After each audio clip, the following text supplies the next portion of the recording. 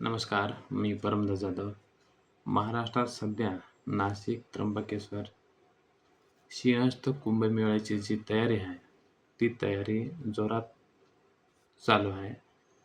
तर कुंभमेळ्यासाठी मोठ्या प्रमाणावर निधी खर्च केला जाणार आहे. याच पार्श्वभूमीवर सुप्रीम कोर्टाचे जे न्यायमूर्ती आहेत, प्रसन्न बी. वराळे यांनी महाराष्ट्रातील शिक्षण व्यवस्था आणि मराठी माध्यमाची जी शाळांच्या परिस्थितीवर गंभीर असं चिंता व्यक्त केलेली आहे.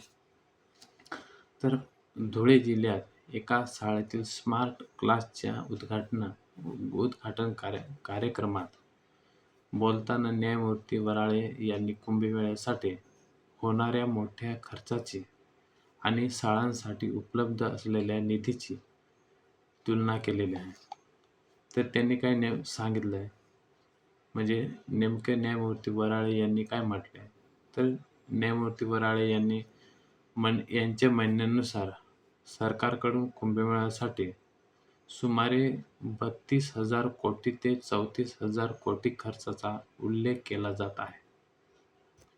त्यांनी असं म्हटले की या हजारो कोटी रुपयापैकी फक्त 0.1% म्हणजेच साधारण 32 कोटी शिक्षणासाठी खर्च केले असते तर महाराष्ट्रातील बंद पडलेल्या किंवा बंद होण्याच्या मार्गावर असलेल्या ज्या 100 ते 120 मराठी माध्यमांच्या शाळांना वाचवता आले असते, असा त्यांचा मुद्दा आहे.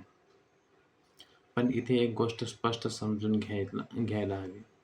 न्यायमूर्ती वराळे यांनी कुंभमेळ्यावर पैसा खर्च करू नका असे म्हटलेले नाही.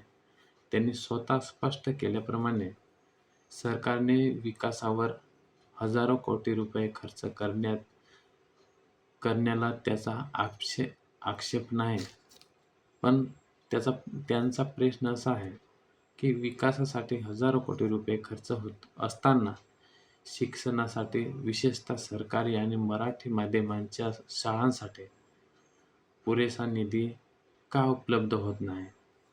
आणि म्हणून 0.1% म्हणजे किती? तर समजा 32,000 कोटीचा खर्च आहे, तर त्याच्यातला 0.1% म्हणजेच 32,000 कोटी 32 कोटी म्हणजे हजारो कोटींच्या मोठ्या खर्चातून फक्त 32 कोटी रुपयासाठी मिळाले असते तर अनेक मराठी शाळांचा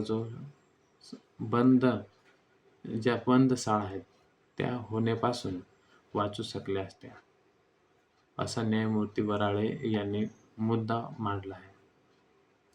तर न्यायमूर्ती वराळे यांनी स्वतःचे उदाहरण दिले. त्यांचे 10वी पर्यंतचे शिक्षण नगरपालिका आणि जिल्हा परिषदच्या मराठी माध्यमांच्या शाळांमध्ये झाले. मराठी माध्यमांमधून शिक्षण घेतल्यामुळे ते आपल्या करिअरमध्ये कोणताही अडथळा आला नाही. उलट मातृभाषेतील शिक्षणामुळे आपला दृष्टिकोन तो अधिक व्यापक झाला असं त्यांनी सांगितलेलं आहे.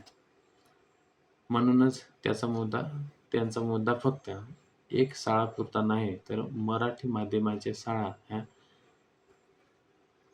टिकल्या पाहिजेत, तिथे चांगल्या सुविधा मिळाल्या पाहिजेत आणि विद्यार्थ्यांना आधुनिक शिक्षण मिळाले पाहिजे, हा त्यांचा वक्तव्याचा मुख्य अर्थ आहे. न्यायमूर्ती वराळे यांनी महाराष्ट्राच्या शिक्षणाच्या बजेटबाबत चिंता व्यक्त केली. विद्यार्थ्यांची संख्या आणि शिक्षणाच्या गरजा हे वाढत असताना शिक्षणावरील खर्च त्याच प्रमाणात वाढला पाहिजे. मात्र शिक्षणाच्या बजेटचा जो वाटा आहे तो अपेक्षेप्रमाणे वाढत नसल्याचं त्यांनी नमूद केलेलं आहे.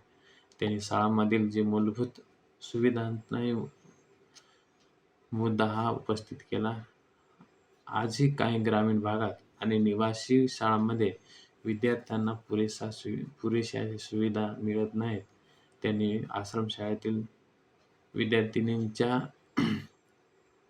सर्पदंशामुळे झालेल्या मृत्यूच्या घटनेचाही उल्लेख केला आणि अशा शाळांमध्येही परिस्थिती सुधारण्याची गरज व्यक्त केली जाते.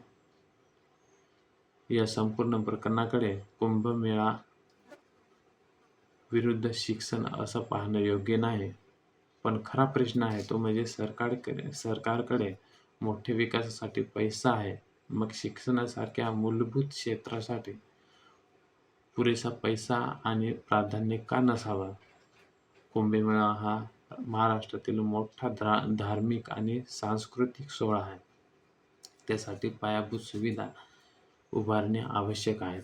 पण त्याच वेळी सरकारी शाळा, मराठी माध्यमांच्या शाळा, डिजिटल सुविधा, प्रयोगशाळा, संगणक, वर्गखोल्या आणि विद्यार्थ्यांची सुरक्षितता याकडे दुर्लक्ष होऊ नये, हा या न्यायमूर्ती वराळे यांच्या वक्तव्याचा मुख्य संदेश आहे.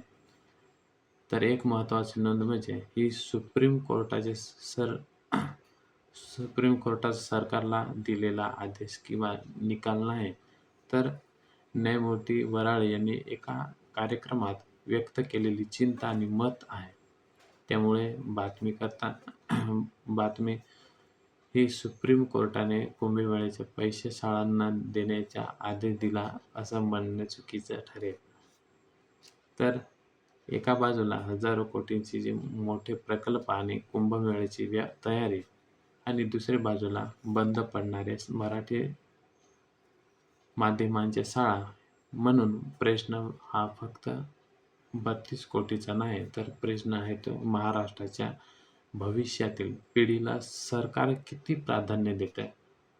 कुंभमेळा होईल, मोठे प्रकल्पही होतील, पण त्याच वेळी महाराष्ट्रातील प्रत्येक मुलाला चांगली शाळा, चांगली सुविधा आणि दर्जेदार शिक्षण मिळणार का? हा प्रश्न आता न्यायमूर्ती प्रसन्न वराळे यांनी वक्तव्यामुळे पुन्हा एकदा चर्चेत आलेला आहे. तर या व्हिडिओमध्ये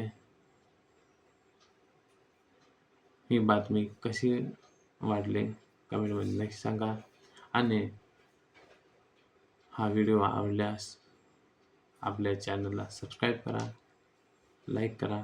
धन्यवाद.